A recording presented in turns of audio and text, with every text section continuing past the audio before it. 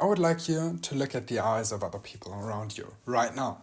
So if your friends, someone else, see what their eye does. And you will see that this eye, the eyes, they're constantly moving. They're constantly looking somewhere else. And they're never stable on one single object.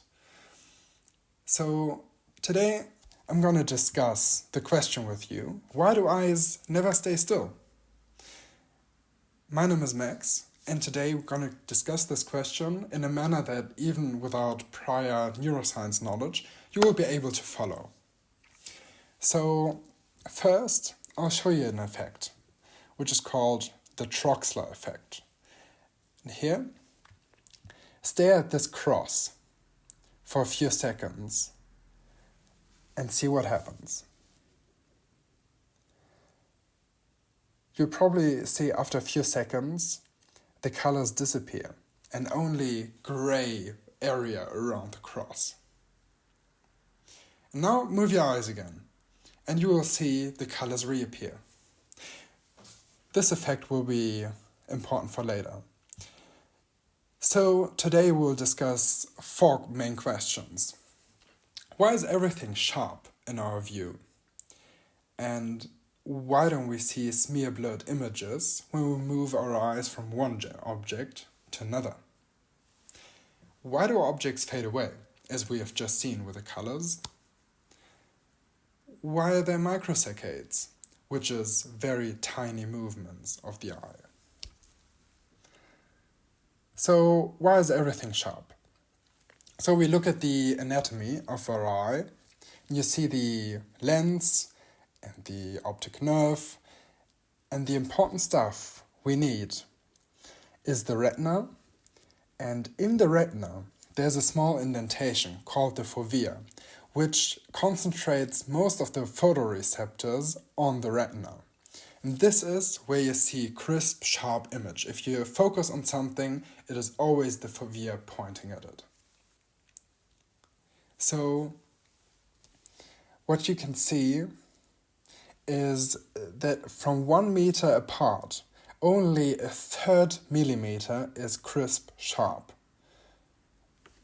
And if you would look at a photo like this beetle here, you see everything sharp, but if we would take the raw input data from our eye and render it and put it onto this photo, it would rather look something like this. So you see crisp sharp in the middle and then blurry in the outside. So why is that? And why doesn't it look that way? Why do we see everything sharp? There's 100 million photoreceptors on the retina, and most of them are located on the fovea. And they're not distributed like a camera, they're evenly distributed as a 100 megapixel camera. But the eye constantly moves, as I said, as you notice at other people. So the eye is constantly scanning the environment and looking somewhere else. And the brain takes those parts, computes them together, and makes one whole, very crisp, sharp image of your surrounding world. And even the parts your eyes didn't look at, the brain assumes it's sharp and renders it sharp as well. So this is why it always looks the way that we see. And our brain actually tricks us a little bit. And you can see how, a few attention we pay to the objects around our focus. Just close your eyes right now and count all the items that are in your perception around you. And count them and name them. Then open your eyes and see if you got everything right. We do not pay attention to all the objects around it.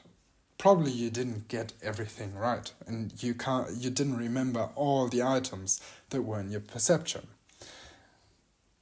So our brain tricks us in believing that we perceive more than we actually do.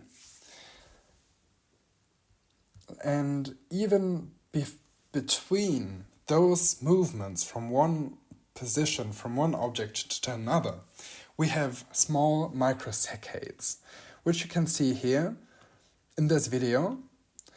You see the eye is constantly in motion, and we don't even see that if we look in the eyes of other people. But they are there.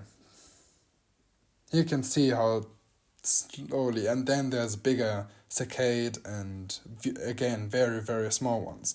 You see the minute arc, as we have seen previously, it's very, very tiny movements.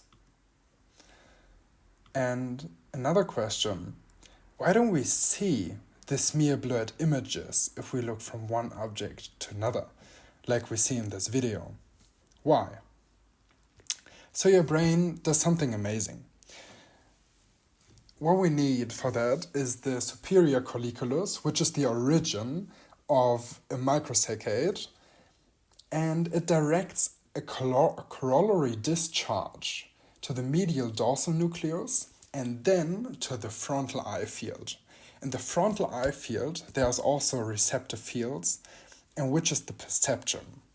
The superior colliculus sends a signal to the eye, it should move, and also 75 milliseconds before the movement of the eye, it sends also an inhibition signal, which is the corollary discharge, to the frontal eye field, which says, do not take into account what happens right now. So, yeah, this is why we don't see the smear blurred images. Now we get back to the Troxler effect. As we have seen at the very beginning, this is a very, very similar part. So stare at the cross again, and after a few seconds, you see the purple dots disappearing and only the green one moving around. Why is that?